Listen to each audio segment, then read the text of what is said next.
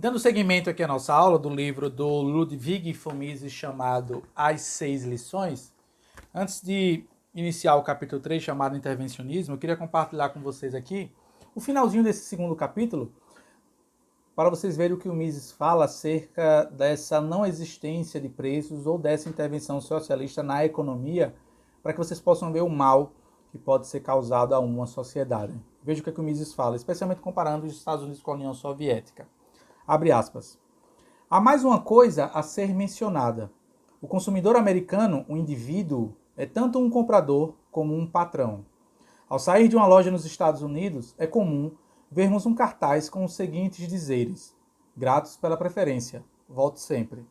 Mas ao entrarmos numa loja de um país totalitário, seja a Rússia de hoje, seja a Alemanha de Hitler, o gerente nos dirá: agradeça ao grande líder que lhe está proporcionando isso. Nos países socialistas, ao invés de ser o vendedor, é o comprador que deve ficar agradecido. Não é o cidadão quem manda é o comitê central, o gabinete central. Estes comitês, os líderes, os ditadores, são supremos. Ao povo, cabe simplesmente obedecer-lhes. Então, vejam o que o Mises fala acerca dessa abolição de preços, e faz todo sentido com o capítulo 3 que nós iremos ver agora, chamado o intervencionismo. Porque muitas pessoas criticam os liberais, e de maneira errônea, e até porque não burra, porque são pouquíssimas pessoas que de fato conhecem o que vem a ser a política do liberalismo, a ideologia liberal e sua filosofia e seus pensamentos, tal como eu estou tentando trazer aqui para vocês, por exemplo, nesse nosso curso de Introdução ao Liberalismo, meus queridos e queridas alunas. E o Mises, ele não era contra a existência do Estado em si. Ele era a favor do Estado mínimo, tal como os autores clássicos que nós vimos no capítulos anteriores, como Adam Smith, John Locke, John Stuart Mill e o próprio Frederic Bastiat. Agora, ele entende que o Estado, ele acaba, em certas medidas, causando danos à sociedade que não deveriam ser causados pelo próprio governo. Então, para solucionar esse possível problema de intervenção, o Mises e outros autores liberais clássicos vão dizer que a função do Estado basicamente duas coisas. Primeira, defender e proteger as pessoas internamente e de ameaças externas. E segundo, defender justamente que a economia, as relações entre as pessoas sejam respeitadas. Essa relação entre as pessoas.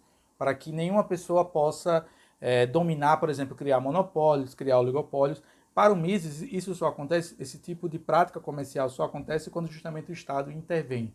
Quando ele não permite que as pessoas negociem livremente produtos, bens ou serviços de maneira harmoniosa, pacífica e voluntária.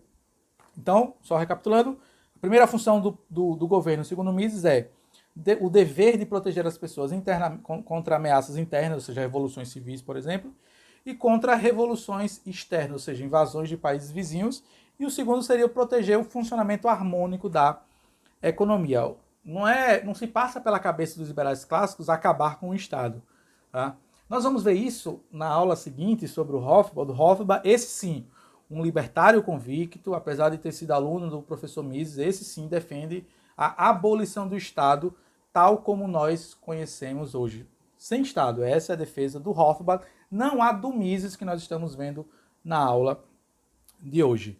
Porque o que o Mises percebe é que nem o Estado acabou e o Estado cresceu cada vez mais. Então meio que criou um novo monstro, um novo Leviatã, citando aqui o Thomas Hobbes, uma espécie de economia mista, onde o governo e a iniciativa privada, que aos olhos do Mises são coisas totalmente distintas, elas passaram a ser uma única coisa. Isso meio que aconteceu no Brasil, por exemplo, nos governos, nos últimos governos, especialmente nos governos do PT, onde o governo, a própria nação brasileira, passou a subsidiar empresários que já eram ricos, né? JBS, Odebrecht, ou seja, houve-se essa miscigenação entre o que é privado e o que é público. A isso, o Mises chama de economia mista. E ele fala que isso é uma forma de intervenção do Estado, porque o governo ele pode se dar o luxo de ter empresas que causem ou que estejam trabalhando com déficits financeiros. Cita aqui o exemplo, talvez o exemplo mais notório e clássico, as agências dos Correios, por exemplo. Elas são uma instituição governamental, são uma empresa estatal, uma empresa do governo, que ela tem um déficit ano após ano.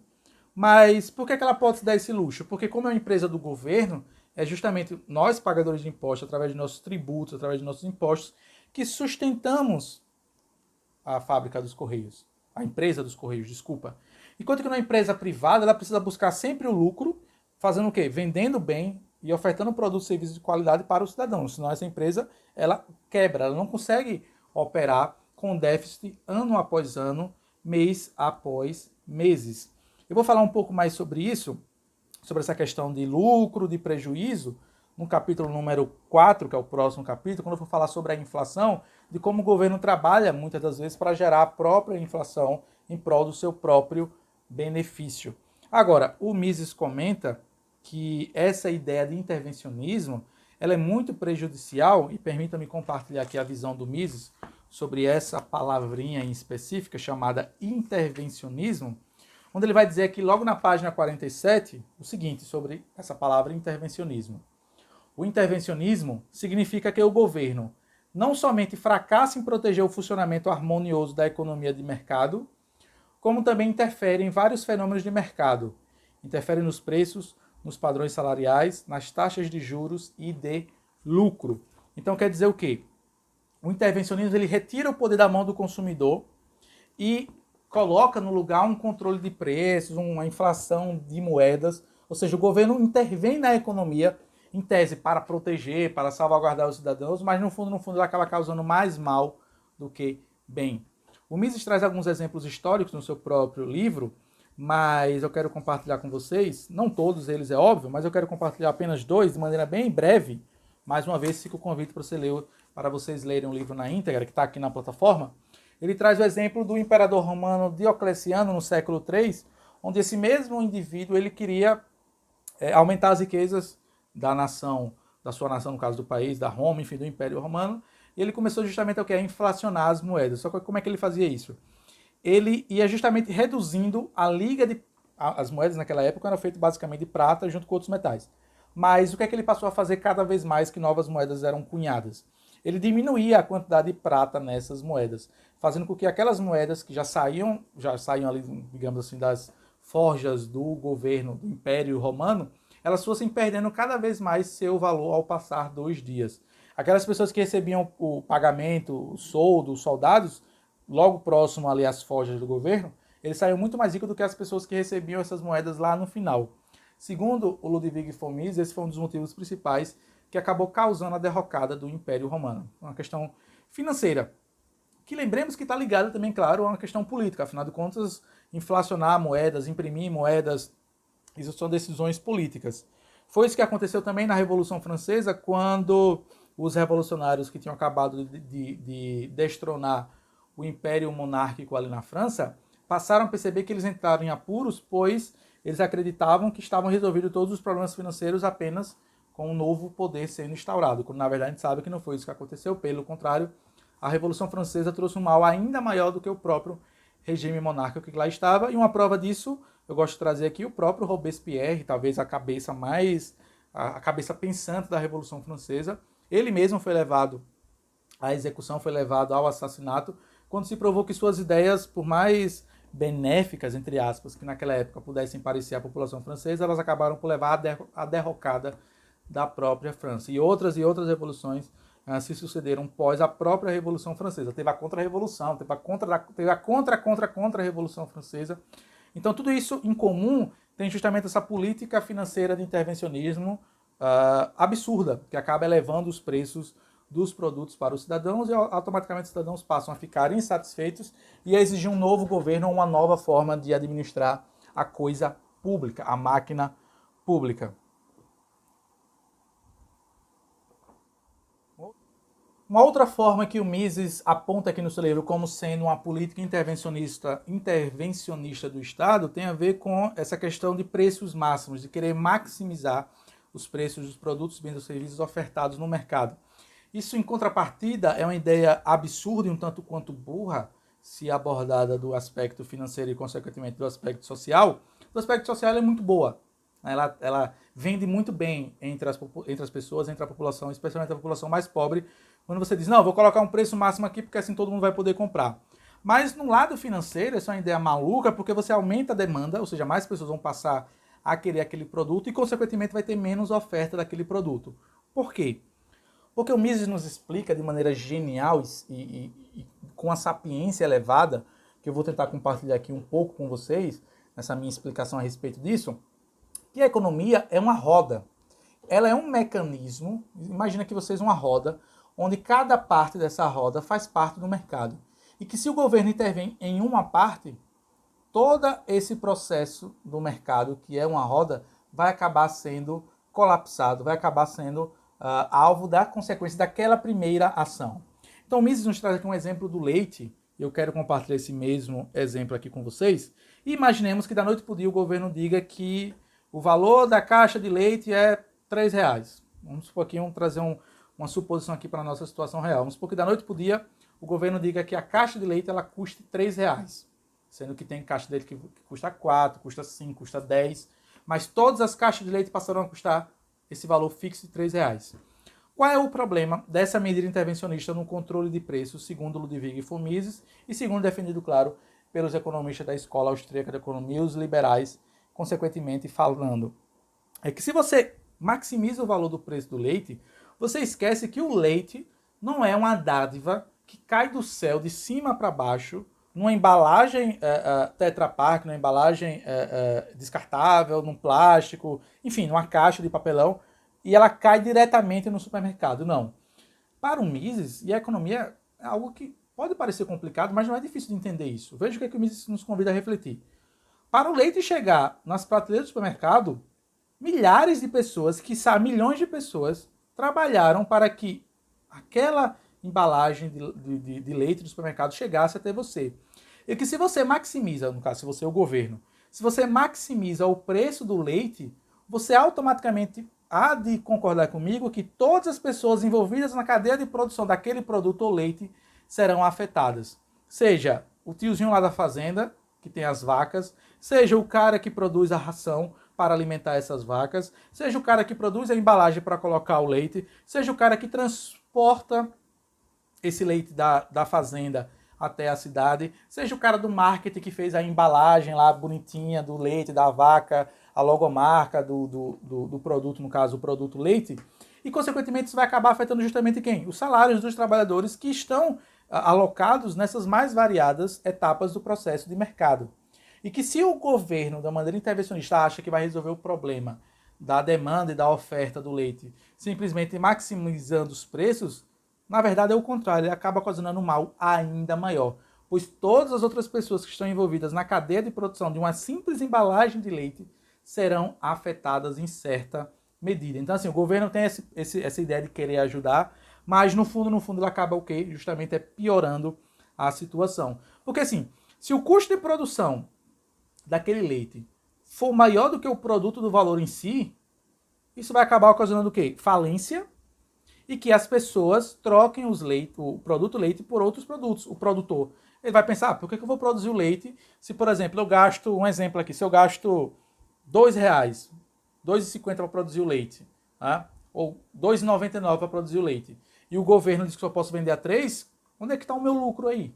Então por que eu vou perder meu tempo produzindo leite? Vocês compreendem o que eu estou falando? Que é justamente isso que Mises fala, que o controle de preço, a maximização dos preços causa um mal ainda maior justamente para a economia. Vejam o que o Mises fala sobre essa questão do controle de preços no socialismo, porque isso está na gênese do pensamento socialista, quando os socialistas dizem que os preços devem ser abolidos. A abolição dos preços nada mais do que é uma maximização dos preços de certa medida. Veja o que Mises fala aqui, já na metade do seu livro, permitam-me compartilhar com vocês, sobre essa interferência do governo no leite, na carne e outros produtos. E assim, o governo, que começara com o controle de alguns poucos fatores, recua cada vez mais em direção à base do processo produtivo, fixando preços máximos para todas as modalidades de bens de produção, incluindo isso aí, evidentemente, o preço da mão de obra, pois, sem controle salarial, o controle de custos efetuado pelo governo seria um contrassenso. O governo considera esses artigos tão importantes que interferiu, queria torná-los mais abundantes, ampliar sua oferta. O resultado foi o contrário. A interferência isolada deu origem a uma situação que do ponto de vista do governo é ainda mais indesejável que a anterior, que se pretendia alterar. E o governo acabará por chegar a um ponto em que todos os preços, padrões salariais, taxas de juros, em suma, tudo o que compõe um conjunto do sistema econômico é determinado por ele. E isso obviamente, socialismo. Então, no fundo, a gênese por trás de todo o pensamento intervencionista é o pensamento socialista. E que não existe negócio, vou intervir aqui só um pouquinho.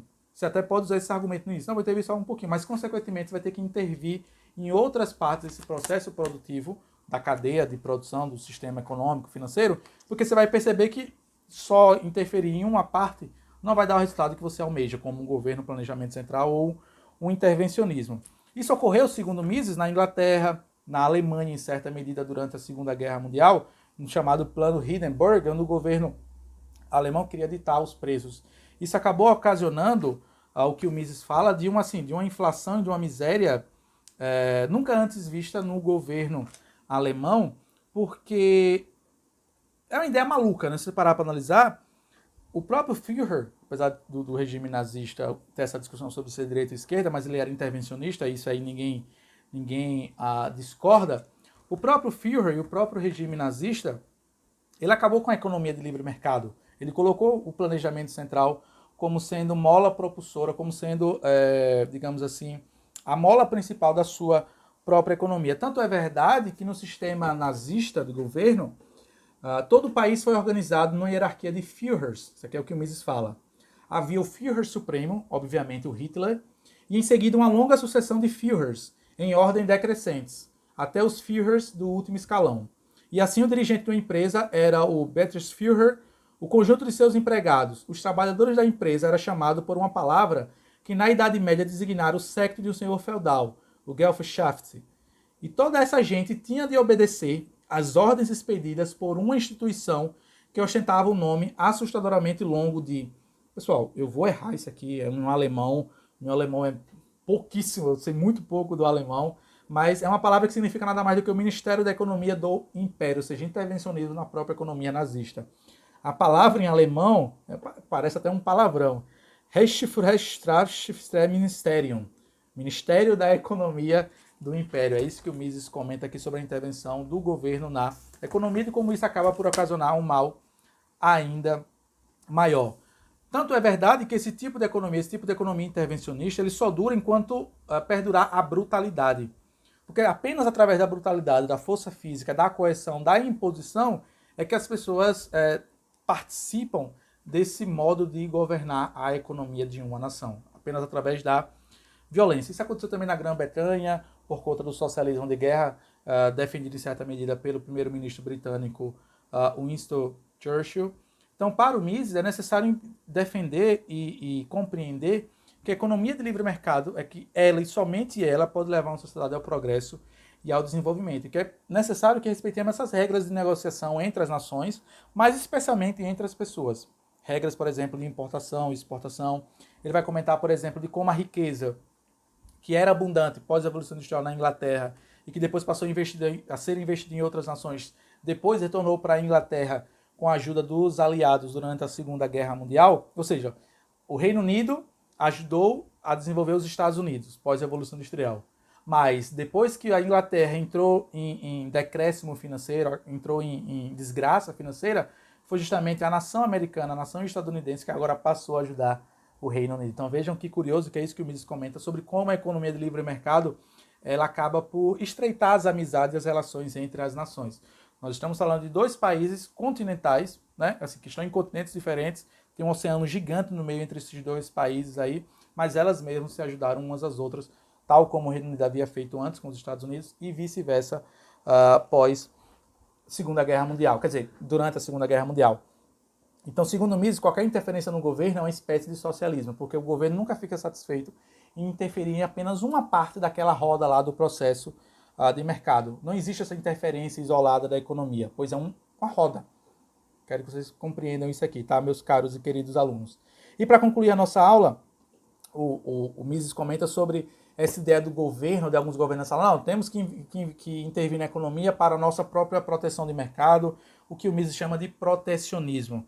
Isso é um erro crasso, segundo o Ludwig von Mises, Porque é justamente por conta da intervenção do governo que monopólios, oligopólios e cartéis são criados. Quando o governo diz que vai priorizar a economia do seu próprio país em detrimento da negociação livre de produtos, bens e serviços com os vizinhos, é justamente assim que são criados os grandes campeões nacionais. Quando o mercado não é livre para que as empresas de um país compitam, venham a competir com a empresa do país vizinho, é que os oligopólios, os cartéis e os monopólios são criados. E logo depois o governo vem e diz, opa, como é que surgiu esses cartéis? Como é que surgiu esses oligopólios? Como é que surgiu esses monopólios? Mas foi justamente por conta do protecionismo defendido pelo governo que isso veio a acontecer. Então vejam que não existe sentido nenhum em um governo reclamar dos monopólios, oligopólios e cartéis comerciais, sendo que a sua própria ação protecionista acabou por justamente criar esses males que eles dizem querer combater. Porque essa ideia maluca de que o governo tem pessoas iluminadas, tem pessoas que sabem de tudo e sobre todos os desejos e anseios da população, é uma ideia meio que maluca que deixa que o governo tenha uma espécie de sapiência divina, como se o governo fosse o Deus, ou como se o governo fosse o que o Hitler acreditava ser ele próprio Führer supremo, ou seja, o enviado de Deus para comandar ali a nação alemã. E que para o Mises devemos nos levantar contra isso, e ele traz aqui uma espécie de remédio contra esse mal intervencionista, já no final do seu livro, aqui do 3º capítulo, que eu queria compartilhar com vocês, quando ele diz exatamente o seguinte: haveria um remédio contra tudo isso?